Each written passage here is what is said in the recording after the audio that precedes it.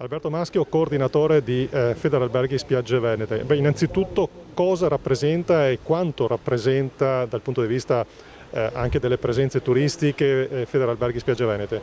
Allora, Federalberghi Spiagge Venete è un coordinamento all'interno del sistema Federalberghi Veneto stesso, che raggruppa i 720 alberghi circa di tutta la costa veneta. Parliamo di 60.000 posti letto, circa un quinto delle presenze regionali e direi quasi il 50% delle presenze della provincia di Venezia in ambito turistico. Ecco, avete tracciato un quadro di tutte le realtà turistiche, alberghiere naturalmente delle spiagge venete, relativamente all'andamento dell'occupazione. Cosa è emerso? Sono emersi dati, come abbiamo detto già nei giorni scorsi, non estremamente confortanti. I dati però vanno sempre analizzati e valutati.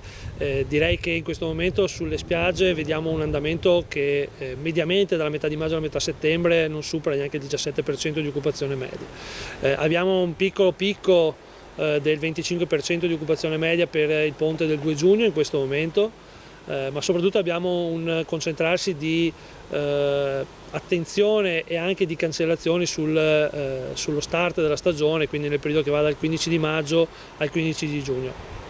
Ecco, da cosa è determinato questo? Direi che è determinato dalle notizie che stanno circolando negli ultimi giorni, sia di quello che riusciamo malamente e poco, in realtà insufficientemente a comunicare noi come sistema paese, come Italia, come Costa Veneta, ma anche quello che sta succedendo negli altri mercati, Germania e Austria in primis, che sono i nostri due mercati di riferimento, laddove le ultime parlano di un possibile allentamento non prima del 20 maggio per il mercato austriaco e addirittura forse a fine maggio per il mercato tedesco. Questo certamente sarà un grave problema per l'avvio della stagione della Costa Veneta.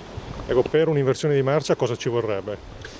Intanto ci vorrebbe una certa attenzione alla comunicazione prima di tutto, perché è importante. Quando comunichiamo dati, quando comunichiamo protocolli sanitari, indicazioni, coprifuoco, chi più ne ha più ne metta, dobbiamo ricordarci che il mondo del turismo è molto attento a questo tipo di comunicazione.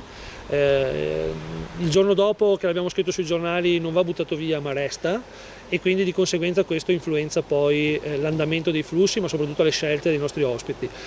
Diversamente stanno facendo evidentemente Grecia, Spagna, piuttosto che anche Croazia, che stanno comunicando in maniera molto più efficace la sicurezza che saranno in grado di offrire ai propri ospiti per la stagione estiva, cosa che in realtà noi siamo già riusciti a fare l'anno scorso, direi eccellentemente, ma che in questo momento non stiamo comunicando.